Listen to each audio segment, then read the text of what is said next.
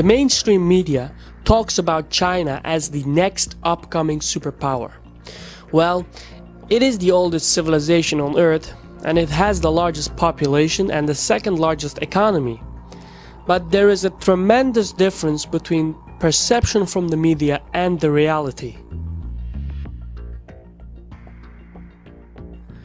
Many people see China's strength mainly in its economy, and although China's economy now ranks as the second largest in the world, its per capita income is still roughly 10 times lower than that of Japan and the United States. This economic difference can also be seen in the standard of living.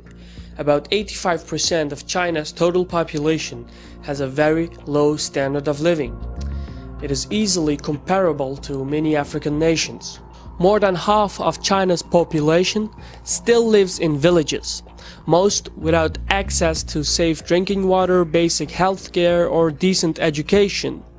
The urbanization rate in China is about 1% a year. With this rate, it will take China another 3 decades to reduce the rural population to a quarter of its total population. The low standards of living in China also affects its economy, because domestic demand is so low that China is forced to export. And that's what China is. It is an export-oriented economy. What this means is that China relies on its exports to increase its growth rate. And while this was a good strategy a few decades ago, it has now made China very dependent on the foreign international system. Basically, China has become overwhelmingly dependent on the consumers in the West, primarily consumers in the United States. Another thing is that Chinese exports go through the global sea trade routes, which are dominated by the American Navy. And this is China's biggest challenge, because Beijing feels uncomfortable that the United States is in a position to blockade China's ports if it wished so. Should the United States do that, it would cripple China.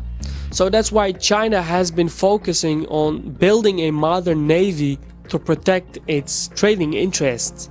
And this naval buildup includes land and submarine-based anti-ship missiles. But it would take China actually several decades to actually build up a navy able to compete with the United States Navy. Now, aside from the economics and naval buildup, China faces enormous domestic issues. First of all, its geography protects as well as isolates the country.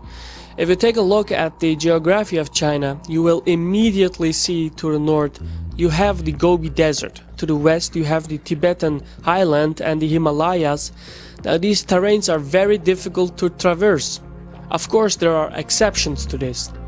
There is the Silk Road, which runs from Kazakhstan to China. This is an opening from Eurasia into China.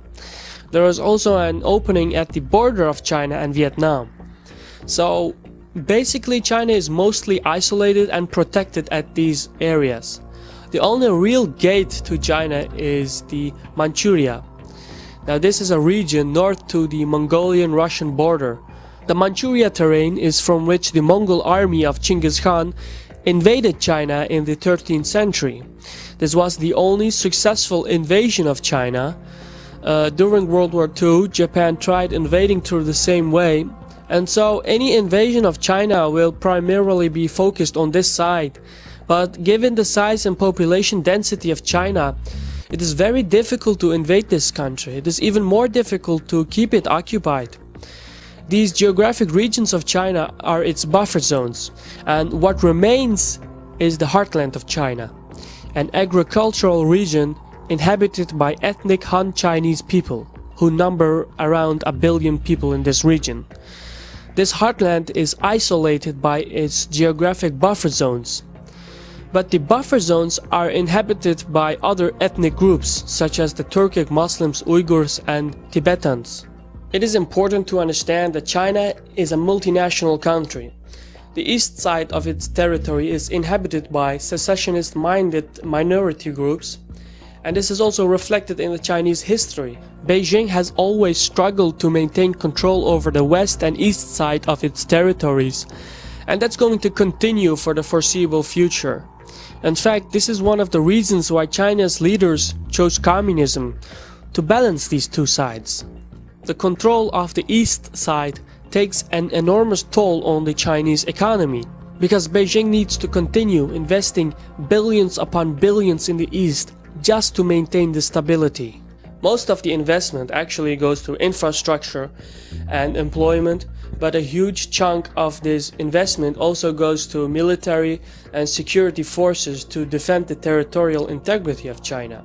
And this also takes a heavy burden on the Chinese economy. Aside from internal fragmentation, China faces a lot of external pressure from its neighbors. Unlike the United States, China has to contend with strong regional rivals. Just think of Japan, Russia, and India. Even its smaller neighbors are no pushovers. Taiwan, South Korea, Indonesia, Pakistan, and even Vietnam. They all put a lot of weight on the Chinese military and economic resources just to defend the Chinese territorial integrity. This is the harsh geopolitical situation of China. And this is why China will not become the next superpower. It will not even become a regional hegemon, because the United States will always have a lot of room to cooperate with other regional countries to keep Beijing under control. At best, China will be an economic superpower, and it will take place as one of the world's leading trading powers. But the economic and military resources of Beijing will always be stretched thin.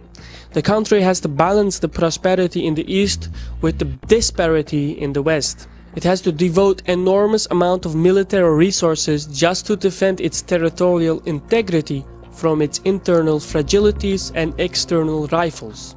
So for the foreseeable future, Beijing will have to constantly watch its back. This was a Caspian report by me, Shirvan. Thank you for watching. Sarol.